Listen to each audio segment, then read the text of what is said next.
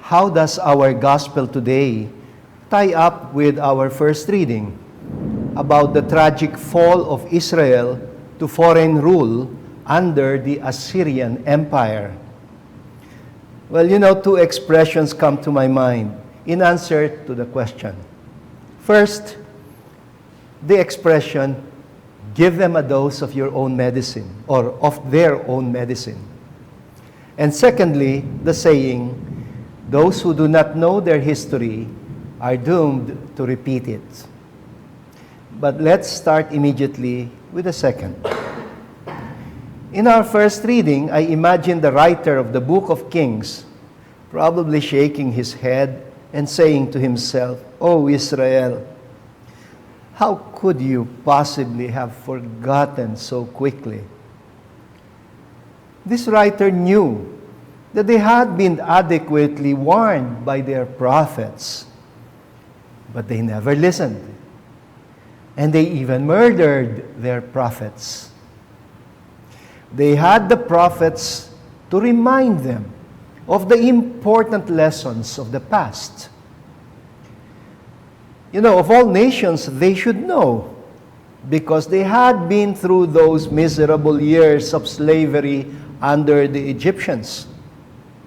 Their ancestors even, took pains to write down their beautiful epic story for posterity in the sacred scriptures.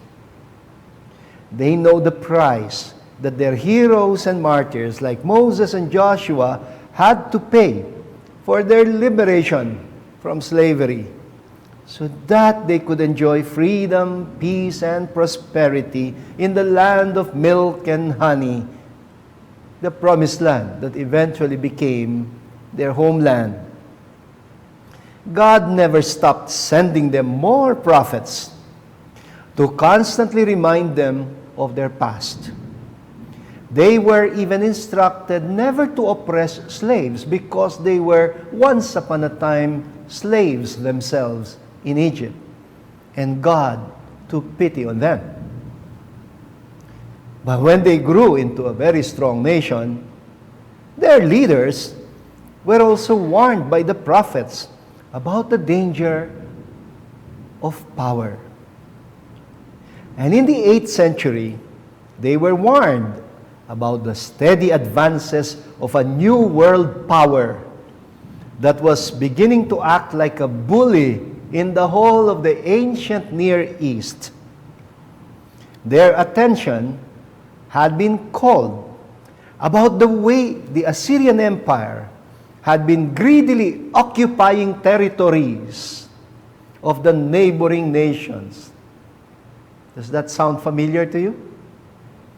With no respect for human lives and no regard for their sovereignty, but the kings of Israel and Judah would not listen to the prophets. Instead, they cozied up too much with this new economic power, this new political empire. They behaved like little flies that thought that they were also giants just because they were allowed to perch on the elephant's head.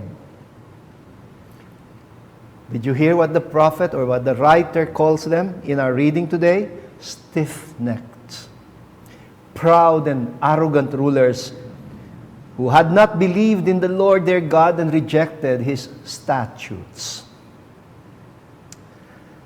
Well, perhaps the writer was regretting the fact that Israel had been given many, many chances to build a better society, one that was more just, more equitable, more merciful, and more compassionate to the poor and the vulnerable, like Yahweh their God so desired. But no, they ended up trying desperately to mimic the ruthless kingdoms around them, because they also wanted their little nation to become a global power. They lorded it over arrogantly and trampled on the rights of the poor with impunity. They used the law as a weapon, imposing it as a burden on people while they routinely violated it themselves. It was back to the same olden days when the poor cried out again to God. And only this time, their oppressors were their own leaders. But the writer also knew that it was the people themselves who had put these leaders in power, supported them, and allowed them to demolish what their ancestors had built through the years. So what does the Lord do? Well, that brings us now to the second expression. Give them a dose of their own medicine. This expression should make it easier for us to understand the gospel's more archaic saying, the measure with which you measure will be measured out to you. The simpler expression is, give them a dose of their own medicine. Even in today's morning prayers, I was surprised while I was doing my morning prayer. The reading from the book of Judith, complements this message very well. Not for vengeance. Let me quote directly. Not for vengeance did the Lord put them in the crucible to try their hearts. Nor has He done so with us. It is by way of admonition that He chastises or tests those who are close to Him. That's from Judith chapter 8.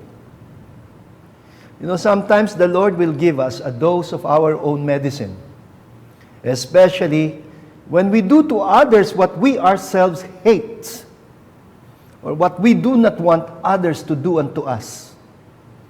Like when we deal with others with no regard for their humanity, or when we treat the poor like trash. Well, precisely because He cares for us, the Lord will sometimes allow us to suffer the consequences of our own choices, of our own actions, of our own stupidity and forgetfulness of history. It is what they call having to learn things the hard way. The gospel today teaches us the value of self-criticism. In the Christian tradition, every night before we go to bed, during the night prayers, we are taught by the Catholic Church to make a consciousness examination as a regular discipline. An examination of consciousness. Well, nowadays, we're more familiar with it as examination of conscience. It's part of it. It is the only way we can avoid the path of self-righteousness and hopefully develop a clearer vision, a better view of where we should be heading on to. It is the only way for us to avoid the path that leads towards self-destruction.